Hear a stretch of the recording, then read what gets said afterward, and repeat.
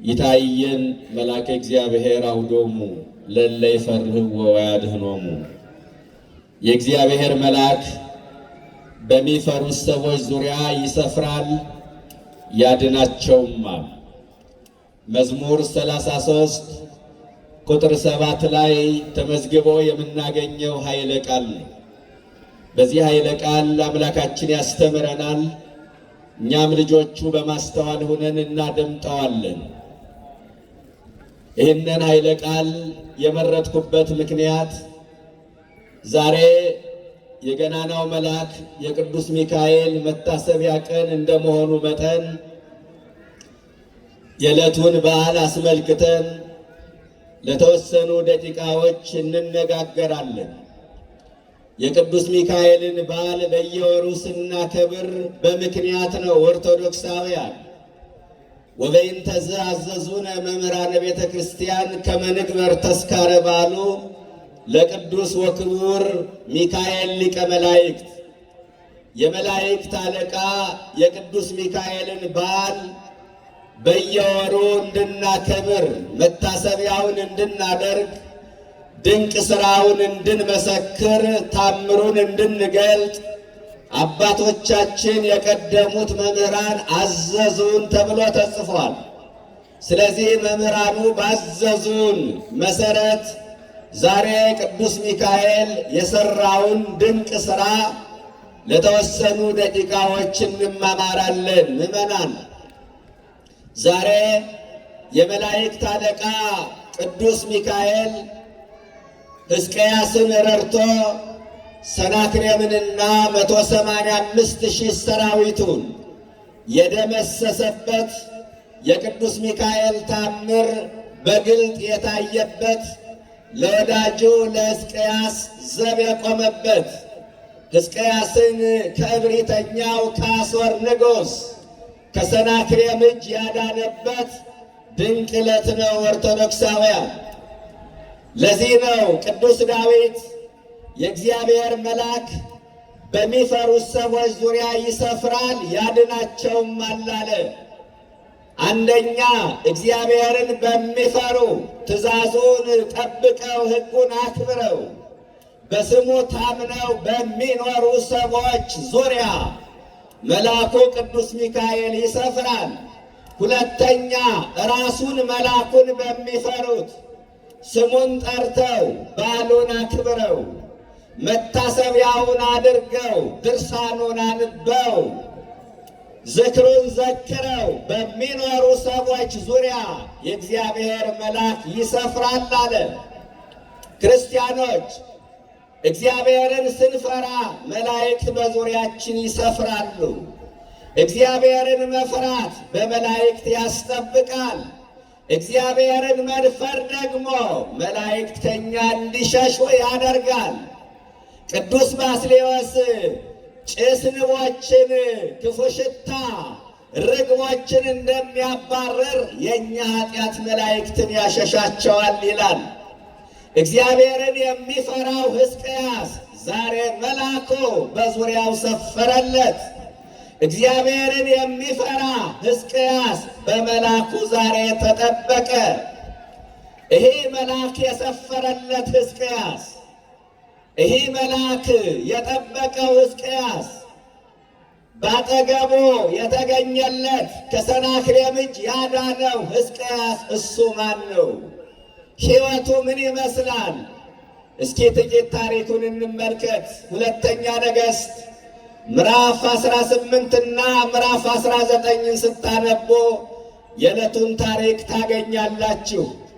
የሕዝቅያስን ሕይወት፣ የሰናክሬምን እብሪትና ትዕቢት ታገኛላችሁ።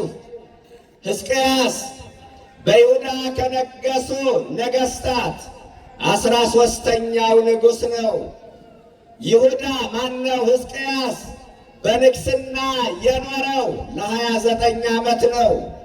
የነገሰው በ25 ዓመቱ ነው። በይሁዳ የነገሱ ነገሥታት አብዛኞቹ በመልካምነት የሚታወቁ አይደሉም። ሕዝቅያስ ግን መልካም ሰው ነበረ ይላል። ወገኖቼ የሕዝቅያስ መልካምነት ምንድን ነው? ጥቂት ነገር ላንሳ። ሁለተኛ ነገሥት ምዕራፍ 18 ከቁጥር 1 እስከ 7 የሕዝቅያስ መልካምነቱ ተገልጧል። አንደኛ ሕዝቅያስ ቅን ሰው ነበረ ይላል። ምን ነበረ? ቅን ሰው ነበረ። አባቱ ዳዊት በዘመኑ ሁሉ ቅን ነገርን እንዳደረገ እርሱም በእግዚአብሔር ፊት ቅን ነገርን አደረገ ይላል። ቅንነት ለብዙዎች የሚሳካ አይደለም ምዕመናን። ቅንነት ለብዙዎቹ አይታያቸውም። ሀገራችን ኢትዮጵያ የመከራ አውድማ የሆነችው ቅንነት ያላቸው ሰዎች ቁጥራቸው እየቀነሰ በመምጣቱ ነው። አንዳንዶቹ ከቅንነት ይልቅ ጠማምነት ይታይባቸዋል። ከመልካምነት ይልቅ ክፋት ጎልቶ ይታይባቸዋል። ወገኖቼ ቅንነት ለራስ ነው። ቅንነት መልሶ ይከፍላል። በሕይወት ዘመናችሁ እባካችሁ ቅኖች ሁኑ። ሰው የዘራውን ነው የሚያጭደው። እንክርዳድ ዘርቶ ስንዴን የሚጠብቅ ከእናንተ መካከል አይኑር እና በሕይወት ዘመናችሁ ቅኖች ሁኑ። ሕዝቅያስ አንደኛ መልካምነቱ ምንድን ነው ካላችሁ ቅን ሰው ነበረ። ሁለተኛ የሕዝቅያስ መልካምነት የይሁዳን ምድር ከጣዖት አምልኮ ያጸዳ መሪና ንጉሥ ነበረ። አባቱ ስልጣን ላይ በነበረ ሰዓት ጣዖታት ቁመው ነበረ። የአባቱን ስልጣን ሲረከብ የአባቱን በትረ መንግሥት ሲጨብጥ በእኔ አመራር ዘመን እግዚአብሔር እኔን ባስነሳበት ዘመን እግዚአብሔር እኔን በቀባበት ዘመን በምድሬ ላይ አንዳች ጣዖት አይኖርም ብሎ ምድሪቱን ከጣዖት አምልኮ ያጸዳ ባለስልጣን ነው። ይገርማል። ምን ይላል? ሐውልቶችን ቀለጣጠመ፣ ጣዖታትን አስወገደ፣ የማምለኪያ አጸዶችን ቆረጠ ይላል። ወገኖቼ በእውነት ጣዖታትን የሚያጸዱ ሰዎችን መድኃኔዓለም ያድለን። ኢትዮጵያ ላይ የቆመ ጣዖት አለ። ሀገርን ለጉስቁልና የዳረገ ጣዖት፣ ኢትዮጵያን የመከራ አውድማ ያደረገ ጣዖት፣ የኢትዮጵያን መልክ የለወጠ ጣዖት፣ የኢትዮጵያን ገጽታ ያበላሸ ጣዖት፣ የኢትዮጵያን ውበት ያደበዘዘ ጣዖት አለ። ይህ ጣዖት የብሔር ጣዖት ነው። ይህ ጣዖት የልዩነት ጣዖት ነው። ይህ ጣዖት የዘር ጣዖት ነው። ወገኖቼ ክርስቶስ ያፈረሰውን የዘረኝነት ግንብ መልሶ የሚገነባ ትውልድ አለ። በመጨረሻው ዘመን የዓለምን ፍጻሜ ከሚያሳዩ ክስተቶች አንዱ ዘረኝነት ነው። የማቴዎስ ወንጌል ምዕራፍ 24 ቁጥር 7 ላይ ሕዝብ በሕዝብ ላይ ይነሳል ይላል። ይህ ዘረኝነት ነው ወገኖቼ። ወደፊት እኔ ክርስቶስ ነኝ ብሎ የሚመጣው ሐሰተኛው መሲህ በምድራችን ላይ ከሚሰራቸው ስራዎች አንዱ በትውልድ ልብ ዘረኝነትን ማንገስ ነው። በአውሬው የተደገፈ ዘረኛ ትውልድ በመጨረሻው ዘመን ይነሳል። የዮሐንስ ራእይ ምዕራፍ 13 ቁጥር 7 ላይ አውሬው ትውልዱን ዘረኛ ያደርገዋል ተብሎ ተጽፏል። በነገድ በቋንቋ በሕዝብ ላይ ስልጣን ተሰጠው ይላል። ምን ማለት መሰላችሁ? ቋንቋን፣ ነገድን፣ ጎሳን፣ ሃይማኖትን ምክንያት አድርጎ አውሬው ትውልዱን ይከፋፍለዋል ተብሎ ተጽፏል። እናንተ በብሔሬ በቋንቋ አትመስለኝም ተብለው በገጀራ ተጨፍጭፈው የሞቱ ሰዎች እኮ አሉ። ሰው ፈልጎ ባልተወለደበት ቋንቋ አንገቱን በሰይፍ የሚቀላበት ዘመን አይደል እንዴ? የሰው ልጅ ክቡር ፍጥረት ነው። በዘረኝነት ግን ከእንስሳት አንሶ ተገንጧል። እንስሳት ያይሱነ ይላል ነቢዩ ዕዝራ። ከእኛ ይልቅ እንስሳት ይሻሉናል አለ። እኔ አይደለም የምላችሁ፣ ነቢዩ ዕዝራ ነው። እንስሳት ለወገናቸው የተለየ ፍቅር አላቸው። ሰሜን ላይ ያለው የአንበሳ መንጋ ደቡብ ካለው የአንበሳ መንጋ ጋር ቢቀላቀል ተላምዶ ይኖራል። ከሰሜን ነው የመጣ ብሎ አይተናኮለው። ደቡብ ላይ ያለው በሬ ተሽጦ ሰሜን ካለው በሬ ጋር ቢቀላቀል አንተ ከደቡብ ነው የመጣ ብሎ አይተናኮለውም። የሰው ልጅ ግን አንተ ከምስራቅ ነው የመጣኸው፣ አንተ ከምዕራብ ነው የመጣኸው እየተባባለ ሆድና ጀርባ ሆነ። በቋንቋ በዘር ተከፋፈለ። ለዚህ ነው እንስሳት የይሱነ ከኛ ይልቅ እንስሳት ይሻሉናል አለ ዕዝራ። እንስሳት እኮ ለወገናቸው ፍቅር አላቸው። ቤታችሁ ውስጥ ያለችው ዶሮ ታስታውሷታላችሁ? በጥፍሯ ቆፍራ በጥርሷ ከክታ ልጆቿን ትመግባቸዋለች። ማካፈል ፍቅር ይሏቸዋል። ይህ ነው። ምን ይሄ ብቻ የዶሮዋ ጠባይ? ዶሮ ነጣቂ የሚባል አሞራ አለ አይደል? ጭላት ነጣቂ አሞራ ሲመጣ ልጆቿን በክንፎቿ ትደብቃቸዋለች። ጠላት ሲመጣ እኔ ልሙት ልጆቼ ይትረፉልኝ ማለት ነው። አያችሁ ከዶሮ አንሶ መገኘት፣ ራስን አሳልፎ መስጠት። ምን ብቻ የዶሮዋ ጠባይ? ዶሮ ወደ ማደሪያዋ ለመግባት ከተለመደው ሰዓት ዝንፍ አትልም። እኔ የገጠር ልጅ ነው ያውቀዋለሁ።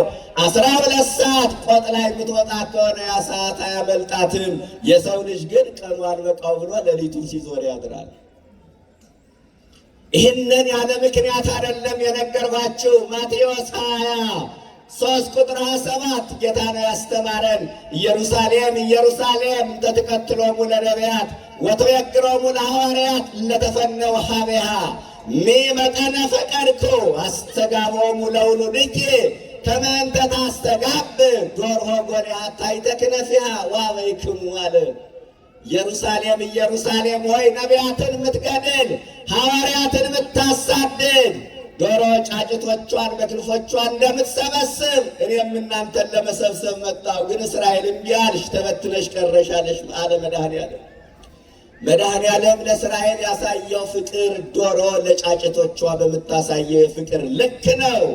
ዶሮ ለጫጭቶቿ የምታሳየው ፍቅር ራስን አሳልፎ መስጠት፣ መድኃኔዓለም ለእኛ ያሳየው ፍቅር ራስን አሳልፎ መስጠት ነው። ስለዚህ በመጨረሻው ዘመን በአውሬው ሐሳዌ መሲህ በእሱ አማካይነት ዘረኝነት ይስፋፋል። ጣዖት መሰበር አለበት ነው። ስለዚህ ኤርምያስ ማነው? ሕዝቅያስ ይህንን ጣዖት ከምድሪቱ ላይ አጸዳ። የዘር ጣዖት፣ የልዩነት ጣዖት ዛሬም መሰበር አለበት። ሦስተኛው የሕዝቅያስ መልካምነት በእግዚአብሔር ታመነ ይላል። በእውነት ከቁጥር 1 እስከ 7 ተመልከቷቸው። ሁለተኛ ነገሥት ምዕራፍ 18 ከቁጥር 1 እስከ 7 የሕዝቅያስን መልካምነት። ሦስተኛው በእግዚአብሔር ታመነ። በማን ታመነ? እንዴት ደስ ይላል! በእግዚአብሔር ታምናላችሁ? መታመን ማለት በአንድነቱ በሦስትነቱ መታመን ብቻ አይደለም። መታመን ማለት እግዚአብሔር በእኔ ሕይወት ድንቅ ነገር ያደርጋል ብሎ ማመን። አብርሃምን የረዳ አምላክ እኔን ይረዳኛል ብሎ መታመን።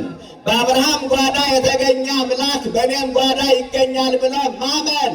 የተዘጋውን የሳራን ማኅፀን የከፈተ አምላክ የተዘጋብኝን ነገር ይከፍትልኛል ብሎ ማመን። እግዚአብሔር በወጀብና በአውሎ ነፋስ ውስጥ መንገድ አለው ብሎ ማመን። እንደ እመቤታችን ይሆንልኛል ይደረግልኛል ብሎ ማመን። እግዚአብሔርን ተስፋ ማድረግ።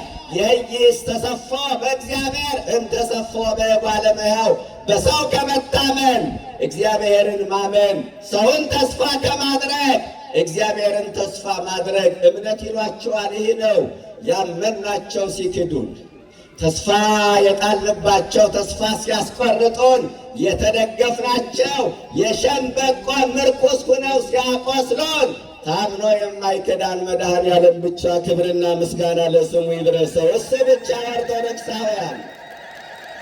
ሕዝቅያስ ሦስተኛው መልካምነቱ በእግዚአብሔር መታመን ነው። አራተኛው ሕዝቅያስ ከእግዚአብሔር ጋር ተጣበቀ ይላል። ከማን ጋር? የሚገርም ነው። አንዳንዱ የተጣበቀው ከዘሩ ጋር ነው። አንዳንዱ የተጣበቀው ከቁስ ጋር ነው። አንዳንዱ የተጣበቀው ከስልጣኑ ጋር ነው። እኛ የተጣበቅነው የቱ ጋር ይሆን? የተሸጎጥነው የተከለልነው የቱ ጋር ይሆን? አረ ከእግዚአብሔር ጋር መጣበቅ እንዴት ደስ ይላል! በዚህ ዘመን ያዋጣው ከጌታ ጋር መጣበቅ ነው ወገኖቼ። አምስተኛው የሕዝቅያስ መልካምነት እግዚአብሔር ከሱ ጋር ነበረ። ማን ከማን ጋር? እግዚአብሔር ከሱ ጋር ነበረ። እንዴት ደስ ይላል በእውነቱ። እግዚአብሔር ከሱ ጋር ምንም ነገር አይኖራችሁ፣ እግዚአብሔር ከእናንተ ጋር ካለ በቂ ነው ምዕመናን። ምንም ነገር አይኖራችሁ፣ እመቤታችን ከእናንተ ጋር ካለች፣ ኃያሉ መልአክ ሚካኤል ከእናንተ ጋር ካለ፣ የሰማዕታቱ አለቃ ጊዮርጊስ ከእናንተ ጋር ካለ በቂ ነው። እና ይህ በእግዚአብሔር ፊት ቅንነት ያደረገ ሕዝቅያስ ወደ ታሪኩ በእግዚአብሔር ፊት ቅንነት ያደረገ ሕዝቅያስ፣ የይሁዳን ምድር ከጣዖት አምልኮ ያጸዳ ሕዝቅያስ፣ በእግዚአብሔር የታመነ ሕዝቅያስ፣ አያችሁ፣ ከእግዚአብሔር ጋር የተጣበቀ ሕዝቅያስ፣ እግዚአብሔር ከሱ ጋር የሆነለት ሕዝቅያስ ፈተና ገጠመው። ምን ገጠመው? የዕለቱን ታሪክ እየተረኩላችሁ ነው። ምን ገጠመው? ፈተና ገጠመው። የአሦር ንጉሥ ሰናክሬም ተገዳደረው። ፈተና ሆኖ መጣበት። አንዳንድ ሰው እንዲያው ይህን ሁሉ ምን አድርጌ ነው እንዲያው ጠዋትና ማታ ፊቱን ያለው እጾማለሁ፣ ጸልያለሁ፣ ይህ ሁሉ ፈተና በእኔ ላይ የመጣው ምን አድርጌ ነው የምትሉ ሰዎች አላችሁ። ሕዝቅያስ ምን አድርጎ ነው የተፈተነው? ቅኖቹ ይፈተናሉ፣ መልካሞቹ ይፈተናሉ። በእግዚአብሔር በፈሪሃ እግዚአብሔር የሚመላለሱ ሰዎች ይፈተናሉ። በቅንነት የሚኖሩ ሰዎች ይፈተናሉ። ዘንበለ መከራ እይትረከብ ጸጋ ነዋ። ያለ ፈተና ጸጋ የለም። ያለ መከራ በረከት አይመጣም። ፈተና አለ እና የአሦር ንጉሥ ሰናክሬም ፈተና ሆነበት። ሁለተኛ ነገሥት ምዕራፍ 18 ቁጥር 14 ላይ ሕዝቅያስ በነገሰ በ14ኛው ዓመት የአሦር ንጉሥ ሰናክሬም ወደ ይሁዳ መጣና ጦርነት ከፍቶ ከተሞችን ወሰዳቸው ይላል። ምኖችን ወሰዳቸው? 46 ከተሞችን በአንድ ጊዜ ወሰደ። እንዲህ በቀላሉ ያሳዝናል። 46 ከተሞችን፣ ግዛቶችን ጦርነት ከፍቶ ወሰደበት። ያን ጊዜ ሕዝቅያስ ምን እንዳደረገ ታውቃላችሁ? አጥፍቻለሁ፣ በድያለሁ፣ ይቅር በለኝ፣ የጫንክብኝን ግብርም ይሁን ሌላ ነገር እሸከማለሁ ብሎ ወደ ሰናክሬም ላከ። ሰናክሬም ጫንብህ ብሎታልና 300 መክሊት ብርና 30 መክሊት ወርቅ ጫንበት ይላል። ስንት መክሊት? 300 መክሊት ብርና 30 መክሊት ወርቅ ጫነበት። እኔን ያሳዘነኝ ነገር ምን እንደሆነ ታውቃላችሁ? ሕዝቅያስ ግብሩን የከፈለበት መንገድ ግን አሳዛኝ ነበረ። ከንጉሡ ቤተ መዛግብትና ከእግዚአብሔር ቤት ወርቁን አንስቶ ለንጉሡ ሰጠ ይላል። ያሳዝናል። ቤተ መቅደሱ የተሰራው በወርቅ ነው እና የተለበጠውን ወርቅ እየቆረጠ አንስቶ ለንጉሡ ሰጠው። በዚህ ብቻ አላበቃም። ሰናክሬም ከ200,000 በላይ ተዋጊዎችን፣ ጦረኞችን ማርኮ ወሰደበት ይላል። ብሩ ተወስዷል። አሁን ወርቁ ተወስዷል። ኃያላኑ ተወስደዋል። ዝነኞቹ ተወስደዋል። ተዋጊዎቹ ተወስደዋል። መቼ በዚህ ብቻ በቃ? የአብሪተኛ ንጉሥ እናንተ ይገርማል። በመጨረሻ የጦሩን አዛዥ ራፋስቂስ ይባላል ወደ ሕዝቅያስ ላከው እና የጦሩ አዛዥ በሕዝቅያስ ቤተ መንግሥት እንዲህ እየተንጎራደደ ሕዝቅያስን ጥሩት አላቸው። መልእክተኞቹ እኛ ከንጉሡ ተወክለን መጠናል፣ ለእኛ ንገረን የምትፈልገውን ነገር ሲሉት የአሦር ንጉሥ ሰናክሬም እንዲህ ብሎሃል ብላችሁ ለሕዝቅያስ ንገሩት። ለመሆኑ የምትተማመንበት መተማመኛ ምንድን ነው ብሎሃል? አቤት ንቀት! እየሰማችሁ ነው? መተማመኛ ምንድን ነው? እንዴት አይነት ልብ የሚሰብር ንግግር ነው! እናንተ መተማመኛችሁ ምንድን ነው? ምዕመናን፣ እግዚአብሔር መልካም። ግን አንዳንዱ መተማመኛው ጉልበቱ ነው፣ ጉልበት ይደክማል። አንዳንዱ መተማመኛው ወገኑ ነው። እገሌ እያለው ምን ሆናለሁ ይላል። እሱ እያለ ግን ብዙ ነገር ሆኗል። እገሌ እያለ ማን ይነካኛል ይላል። የተማመነበት ሰው መልሶ ነክቶታል። አንዳንዱ መተማመኛው ስልጣኑ ነው፣ ስልጣኑ ያልፋል። አንዳንዱ መተማመኛው ውበቱ ነው፣ ውበት ይረግፋል። ቁንጅና በጉስቁልና ይተካል። ፊት በማድያት ይመታል። አንዳንዱ መተማመኛው ዝናው ነው፣ ዝናው ይቀራል። መተማመኛችን መድኃኔዓለም ይሁን። መተማመኛ ለመሆኑ ምንድን ነው ብላችሁ ለሕዝቅያስ ንገሩት። ይህ ከአሦር ንጉሥ ከሰናክሬም የመጣ መልእክት ነው አለ የጦር አዛዡ ለሕዝቅያስ ወታደሮች ንገሩት።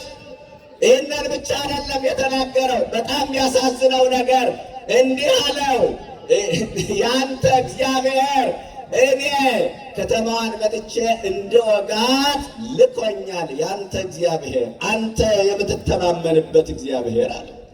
ይህ በጣም እብሪት ነው፣ ንቀት ነው። ያንተ እግዚአብሔር የሚሉ ሰዎች ዛሬም እኮ አሉ። ጠዋትና ማታ ፊቱን ያለው ትላለህ፣ ቤተ ክርስቲያን ትመላለሳለህ፣ ትጾማለህ፣ ትጸልያለህ። ያንተ እግዚአብሔር ግን ምን አደረገልህ ብለው የሚያሾፉ ሰዎች እኮ አሉ። አንተ ጠዋትና ማታ እግዚአብሔር እግዚአብሔር እንደምትል አውቃለሁ፣ አምላኬ አምላኬ እንደምትል አውቃለሁ። ያንተ እግዚአብሔር ግን ከተማህን እንደወጋ የላከኝ ራሱ አንተ የምትተማመንበት እግዚአብሔር ነው አለ። እንዲህ ብሎ ተናገረ። ያንተ እግዚአብሔር ልኮኛል ከተማህን እንዳጠፋ። ቁጥር 25 ላይ የተጻፈ ቃል ነው። እንዲህ ብሎ ተናገረ።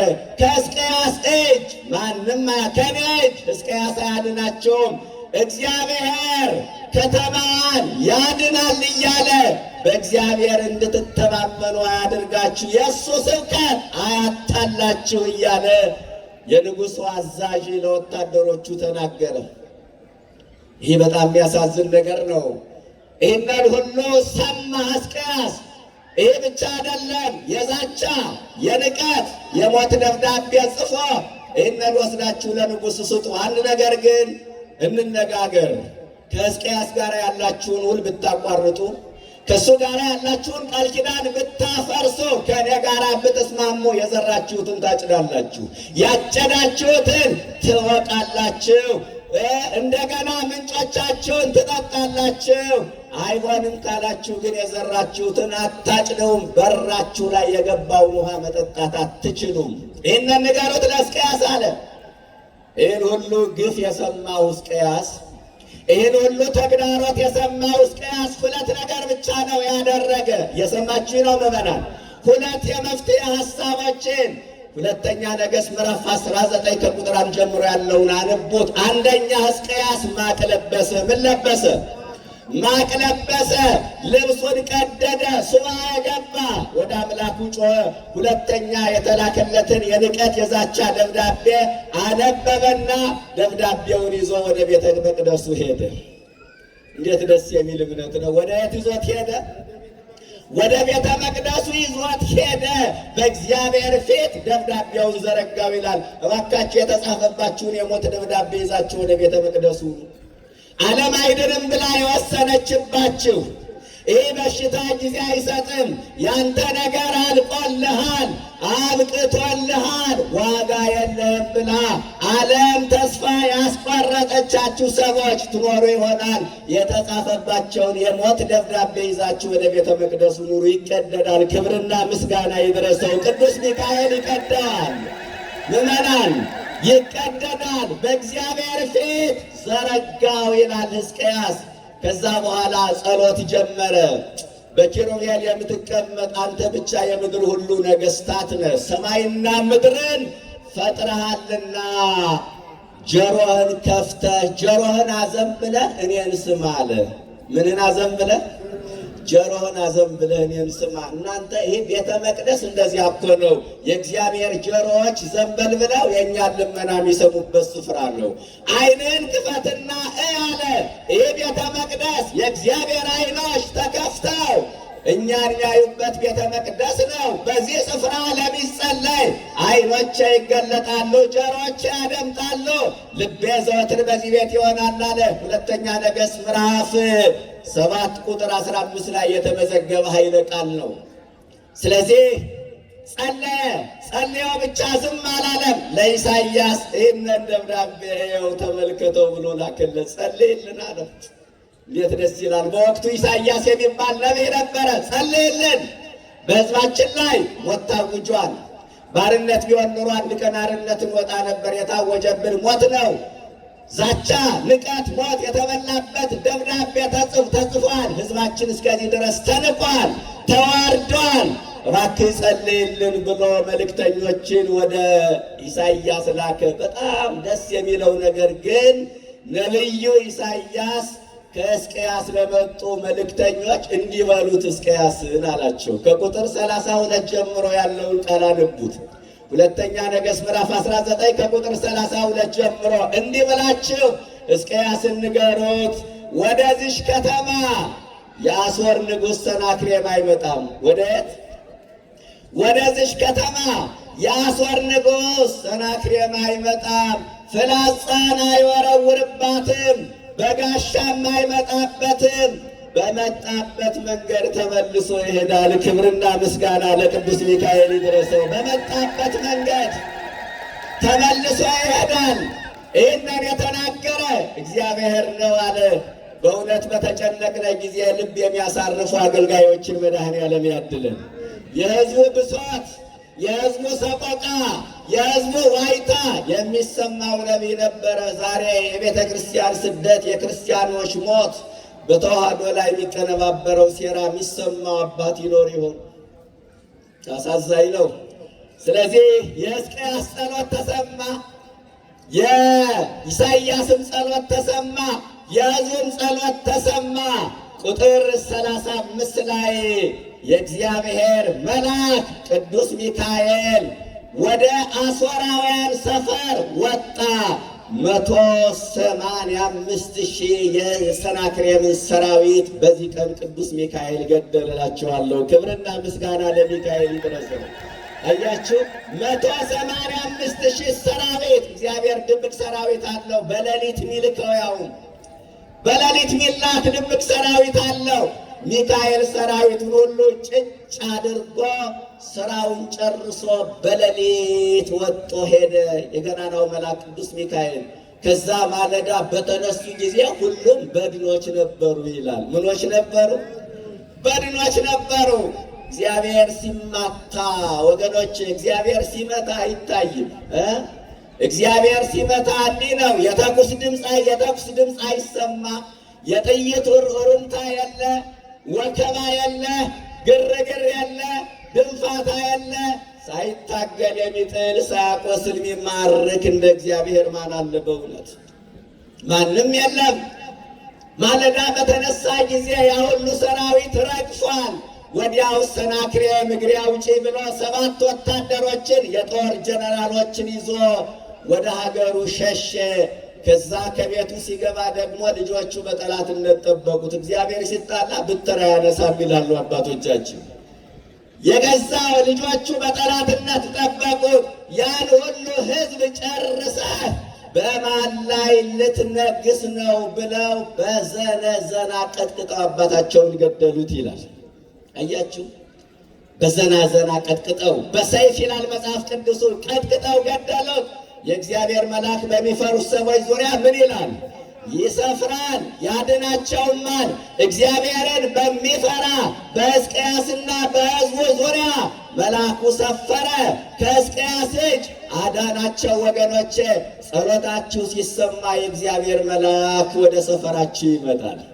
አያችሁ፣ የሕዝቅያስ ጸሎት ሲሰማ ወደ አሦራውያን ሰፈር መጣደል የሚለው መልአኩ፣ ጸሎታችሁ ሲሰማ ሚካኤል ወደ ሰፈራችሁ ይመጣል፣ ወደ ቤታችሁ ይመጣል። ጸሎታችሁ ሲሰማ የተጻፈባችሁ የሞት ደብዳቤ ይቀደዳል።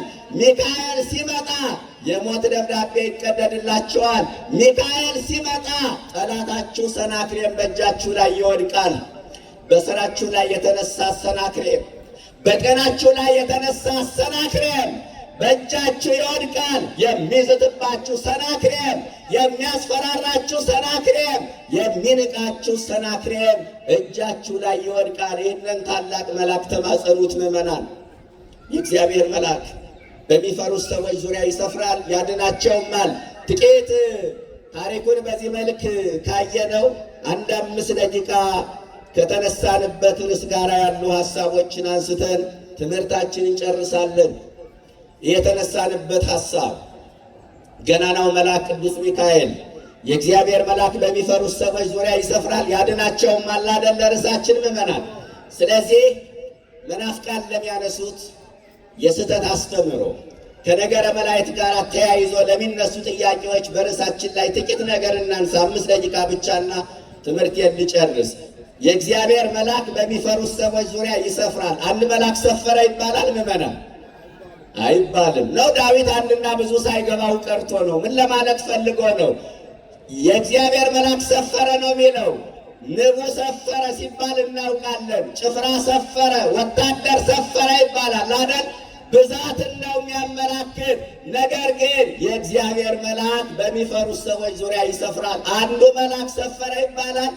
አይባልም። ነገር ግን ይህ ምስጢር አለው ወገኖቼ። ይሰፍራል ማለት ሚካኤል እዚህም እዛም ይገኛል ማለት ነው። አያችሁ፣ እዚህም ይገኛል እዛም ይገኛል። የሚፈሩት ሰዎች ካሉ ሚካኤል የትም ስፍራ ይገኛል። መቼም የሚፈሩት ሰዎች አሉ። እዚህ አካባቢ ብቻ አይደለም ምዕመናን፣ እዚህ አካባቢ ያሉ ሌላ በሀገር ውስጥም በውጭም ብዙ የሚፈሩት ሰዎች አሉ። ስለዚህ የሚፈሩ ሰዎች ባሉበት ስፍራ ሁሉ ሚካኤል ይገኛል ማለት ነው፣ ይሰፍራል ማለት። አሁን አንዳንዶቹ ምን ይላሉ? እነዚህ መናፍቃኑ በቅዱስ ሚካኤል ስም የተሰሩ ብዙ አብያተ ክርስቲያናት አሉ አይደል? በዚህ ቀን ሁሉም በታቦቱ ፊት ቆሞ በቤተ መቅደሱ ፊት ለፊት ቆሞ ሚካኤል እርዳኝ፣ ሚካኤል አድነኝ፣ ሚካኤል አማልደኝ ብለን እንማጸናለን አይደል? እና አንዳንዶቹ ምን ይላሉ? እንዴ ሚካኤል በቦታ ሁሉ የሚገኝ ፈጣሪ ያደረጋችሁት እንዴ? ሚካኤል የት ቦታ ነው የሚገኘው? እዚህ ደብረ ድራስ ጊዮርጊስ ነው ወይስ ቤቴል ሚካኤል ነው ወይስ ላፍቶ ሚካኤል ነው ወይስ የካ ሚካኤል ነው ወይስ አዲሱ ሚካኤል ነው? የቱ ጋ ነው ሚካኤል የሚገኘው? ስንት ቦታ ሚካኤል ይከፈልላችሁ የሚሉ ሰዎች አሉ። አንድ መልካም ወጣት ገነባለ የሚል ሰውዬ ታውቃላችሁ አይደል? ስሙን መጥራት አልፈልግም፣ ታውቁታላችሁ። አንድ ጊዜ በእመቤታችን ላይ ሲቀልድ የተናገረው ነገር እጅግ ያሳዝነኛል። በዚህ በማህበራዊ ሚዲያ ተቆርጦ ወጥቶ ነበረ። ምን ይላል? እህቴ ኔዘርላንድ ነው የምትኖረው አለ። እኔ ደግሞ ኢትዮጵያ ውስጥ ነው የምኖረው አለ። በተመሳሳይ ሰዓት ብንጸልይ ማርያም ወይ እሷን ነው መስማት ያለባት ወይ እኔን ነው መስማት ያለባት? ሁለታችን በኩል ሰዓት ከሰማች እሷ ፍጡር ሳትሆን ፈጣሪ ናት ማለት ነው እያለ ሲያሾፍ ሰምቼዋለሁ። አንድ ትልቅ ማዕረግ ላይ የደረሱ አባት አሉ በእኛ ቤተ ክርስቲያን። እንግዲህ አደባባይ የወጣ ስለሆነ እንደብቀው ብንልም አንችልም። እና ምን ይላሉ? በእኛ ቤተ ክርስቲያን ትልቅ ማዕረግ ላይ ያሉ አባት ናቸው። ምን ይላሉ እኒህ አባት? ሚካኤል ቢሰማ በአንድ አጥቢያ ያሉ ምዕመናንን ይስማ እንጂ በአውሮፓ፣ በካናዳ፣ በአሜሪካ፣ በአፍሪካ ሀገራት ያሉትን ሰዎች እንዴት መስማት ይችላል? ካልሰማ ደግሞ እርዳኝ አይባልም። የሚረዳ ጌታ ኢየሱስ ነው ብለው ሲናገሩ ሰምቻለሁ። ያሳዝናል። እኛ ሚካኤል በቦታ ሁሉ ይወሰናል አላልንም። በቦታ ሁሉ ሙሉ ነው አላልንም። በቦታ ሙሉ የሆነ ማን ነው ወገኖች? ማን ነው? መድኃኔ ዓለም ብቻ ነው። መላእክት በቦታ ይወሰናሉ። ሶበ ይትፌነው ለመልእክት ይትሐጠው መካኖሙ። ሊቁ ዮሐንስ አፈወርቅ ለመልእክት በተላኩ ጊዜ ከቦታቸው ይታጣሉ ይላሉ። ከምናቸው? ከቦታቸው ከታጡ በቦታ ይወሰናሉ ማለት ነው። በሰማይ ከሌሉ መላእክት በምድር የሉም፣ በምድር ካሉ ደግሞ በሰማይ የሉም ማለት ነው። እንዲሁም ኤጲፋንዮስ የተባለው ሊቅ ደግሞ መላእክትን ፈጣሪ ለተልእኮ ካልጠራቸው በስተቀር ከቦታ ቦታ አይንቀሳቀሱም። ነገር ግን ለተልእኮ በጠራቸው ጊዜ ወደ ላይ እስከ ጽርሐ አርያም ወደ ታች እስከ በርባሮስ እንዳይን ጥቅሻ ይደርሳሉ። ያሰቡትን ጉዳይ ፈጽመው ይመለሳሉ ይላል። ይህ ብቻ አይደለም። ሲያልፉ ደግሞ አሁን እኛ መንገድ ላይ የሆነ ሰው መንገድ ቢዘጋብን አሳልፈኝ ነው አይደል ምንለው? መላእክት ግን ወሀለፈ መልአክ በመልአክ አንዱ መልአክ በአንዱ መልአክ ማለፉ ይችላል ከርቀታቸው የተነሳ። ስለዚህ መላእክት በቦታ ይወሰናሉ እናምናለን። በቦታ ይወሰናሉ ማለት ግን በአንድ ሀገር፣ በአንድ ግዛት፣ በአንድ አካባቢ ይወሰናሉ ማለት አይደለም። ይህንን እመኑ ምዕመናን። ለምሳሌ እሳት ውሱን ነው። እሳት ግን የሚገኘው እዚህ ሰፈር ብቻ ነው እንዴ? በዛም እሳት አለ። እሳታውያን የሆኑ መላእክት ይወሰናሉ። አሁን እናምናለን። በቦታ ይወሰናሉ ማለት ግን በአንድ አካባቢ ይወሰናሉ ማለት አይደለም። ይህንን እመኑ። ታዲያ በቦታ የሚወሰኑ ከሆነ እንዴት ነው ጸሎታችን መስማት የሚችሉ ካላችሁ፣ በሁለት ምክንያት። በስንት ምክንያት? በሁለት ምክንያት። አንደኛው አንድ መልአክ ከሰማይ ወደ ምድር ሲወርድ ምድር በራች ይላል። አንድ መልአክ ከሰማይ ወደ ምድር ሲወርድ ምን በራች? ምድር በራች። የዮሐንስ ራእይ ምዕራፍ 18 ቁጥር 1 ላይ የተመዘገበ ቃል ነው። ፀሐይ እንኳን ምድሪቱን በከፊል ነው ማብራት የምትችለው። አንድ መልአክ ግን ከሰማይ ወደ ምድር ሲወርድ ምድርን መሙላት ማብራት ይችላሉ። ስለዚህ ምድርን መሙላት ስለሚችል አንዱ መልአክ በየቦታው የሚቀርበውን ልመናና ጸሎት መስማት፣ መቀበል፣ ችግርን መፍታት ይችላል ማለት ነው። አንደኛ። ሁለተኛ በቦታ ቢወሰኑም በየቦታው የሚቀርበውን ልመናና ጸሎት እንዴት መስማት ይችላሉ ካላችሁ ከፍጥረታቸው የተነሳ ይቀልል ሩጾቶሙ እምነፋስ ይላል ቅዱስ ያሬድ። ከፍጥነታቸው የተነሳ ከነፋስ ይፈጥናሉ። ከምን ይፈጥናሉ? መላእክት ከነፋስ ይፈጥናሉ። ከነፋስ ነፍስ ትረቃለች፣ ከነፍስ ደግሞ መላእክት ይረቃሉ። ከመላእክት ሐሳበ መላእክት ይረቃል፣ ከሐሳበ መላእክት ደግሞ ሥላሴ ይረቃሉ ወገኖቼ። ስለዚህ እኛ አሁን አንድ ቦታ ላይ ቁጭ ብለን ዓለምን በሐሳብ ዙረን እንመለሳለን ወይስ አንመለስም? እንመለሳለን እኮ። ግን እዚህ ቦታ ደረሱ አንባልም፣ ይህንን ወንዝ ተሻገሩ አንባል፣ የአውሮፕላን ትኬት ቆርጠው እዚህ ቦታ አረፉ አንባልም አይደለ? በሐሳብ ግን ዓለምን ዙረን መመለስ እንችላለን። ከእኛ ሐሳብ በላይ መላእክት መፍጠን ይችላሉ። ክብርና ምስጋና ለቅዱሳን መላእክት ይድረሳቸው። ስለዚህ በየቦታው የሚቀርበውን ልመናና ጸሎት የሚሰሙት አንደኛ አንድ መልአክ ምድርን በሙሉ መሙላት ስለሚችል፣ ሁለተኛ ከነፋስ ይልቅ ስለሚፈጥኑ። አሁን እኔ ማስተላልፈውን ትምህርት ዓለም መስማት ይችላል አይችልም? ምዕመናን ይችላል አይችልም?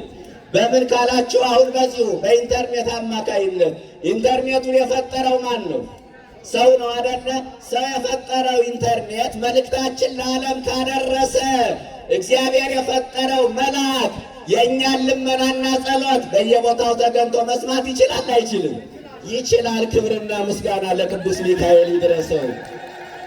የእግዚአብሔር መልአክ በሚፈሩ ሰዎች ዙሪያ ይሰፍራል ያድናቸውማል። አሁን አንዳንዱ ያድናል ሚካኤል ሲባል መርዶ የነገሩትን ያህል ይደነግጣል። ለማመን ገዳው ገደል ይሆንበታል፣ ዛሩ ይነሳበታል። እናቶቻችን ሚካኤል አድነኝ፣ ገብርኤል አድነኝ ብለው ሲማጸኑ ተራቆት የሚለው ትውልድ፣ ፊደል ቆጠርክ የሚለው ትውልድ አይ እናቶች የዋሃን ስለሆኑ እንዲያው ብዙ ስላልተማሩ ሚካኤል አድነኝ ይላሉ እንጂ እኮ አዳኝ እኮ ጌታ ኢየሱስ ብቻ ነው ብሎ ሚራቀቅ ትውልድ አለ። ሚካኤል አድነኝ ማለት ግን የተማሩ እናቶቻችን ከማን ነው? ከዳዊት ነው። ለምን? የእግዚአብሔር መልአክ በሚፈሩት ሰዎች ዙሪያ ይሰፍራል ያድናቸውማል። እናቶቻችን ጥቅሱን አያውቁትም፣ ሕይወቱን ግን ይኖሩበታል። እናቶቻችን ጥቅሱን አያውቁትም፣ ተግባሩን ግን ያውቁታል። ጠቃሹ ትውልድ ግን የሚካኤልን አዳኝነት እየጠቀሰ አያምንም። ወገኖች አንዳንዶቹ ሚካኤል ያድናል ስንላቸው የሚደነግጡ የክርስቶስን አዳኝነት የተጋፉ እየመሰላቸው ነው። መዳን በሌላ በማንም የለም የሚለውን ቃል የእግዚአብሔርን ድርሻ፣ የእግዚአብሔርን ስልጣን፣ ጌትነት፣ ክብር መላእክት የወሰዱ እየመሰላቸው ነው። አይደለም። ማዳን በሁለት ይከፈላል። በስንት ይከፈላል? መሰረታዊ ነገር ነው የምነግራችሁ፣ ጨርሻለሁ። በስንት ይከፈላል ማዳን? አምላካዊ ማዳንና ምክንያታዊ ማዳን። አምላካዊ ማዳን የምንለው ክርስቶስ በመስቀል ላይ የሰጠን ድህነት ነው። በዚህ የማዳን ሥራ ውስጥ ከፍጡራን መካከል የተሳተፈ የለም። ሁሉም ለዚህ ድህነት ተቋዳሽና ተጠቃሚ ነበረ። ምክንያታዊ ማዳን የምንለው መላእክትን፣ ቅዱሳን ሰዎችን፣ ጸበሉን፣ ታቦቱን ምክንያት አድርጎ የሚሰጠን ድህነት ምን ይባላል? እሱ ምክንያታዊ ማዳን ይባላል። ደግሞም በመላእክትም ያድነን፣ በጸበሉም ያድነን፣ በጊዮርጊስም ያድነን። በዚያ ሁሉ ማዳን የማን ፈቃድ አለ? የእግዚአብሔር ፈቃድ አለ። ብረቱን ወስዳቸው እሳት ውስጥ ክተቱት። ብረቱ ብረትነቱን አይቀይርም። ከደቂቃዎች በኋላ ብረቱ ፍም መስሎ እሳት ሆኖ ይወጣል። ብረቱ ማቃጠሉን የወሰደው ከማን ነው? ከእሳቱ ነው አይደለ? መላእክትም ማዳኑን የወሰዱት ከእሳቱ ከመለኮት ነው። ክብርና ምስጋና ይድረሳቸው ለቅዱሳን መላእክት። የእግዚአብሔር መልአክ በሚፈሩት ሰዎች ዙሪያ ይሰፍራል ያድናቸውማል። ሕዝቅያስን ከሰናክሬም እጅ ያዳነ ቅዱስ ሚካኤል እኛንን ከምንፈራው ነገር ሁሉ ያድነ። ጥባቆቱ ተራዳይነቱ አይለየን። በቃል ኪዳኑ በምልጃው አምነን ለመዳን ያብቃን። ንስሐ ገብተን ሥጋውን በልተን ክቡር ደሙን ጠጥተን የአባቶቻችን ከተማ የቅዱሳንን ርስት እንድንወርስ ቸርነቱ ይርዳን። ከዚህ የቀረውን ክቡር አባታችን መልአከ አርያም መንግሥቱ ዘላለም በእውነት ለወንጌል ቅድሚያ የሚሰጡ ወንጌል እንዲሰበክ ምዕመናን እንዲማሩ የሚያደርጉ የተረጋጉ አስተዳደሩን በሰላም በፍቅር የሚመሩ ትሕትና መገለጫቸው የሆኑ አባት ናቸው። ይመክሩናል፣ ያስተምሩናል። ስለነበረን ጊዜ ሁሉ የእግዚአብሔር ስም የተመሰገነ ይሁን። ቅዱስ ሚካኤል የዛሬውን ሁላችንንም በሰላም ያደርሰን። ወስብሐት ለእግዚአብሔር። እግዚአብሔር ይስጥልኝ።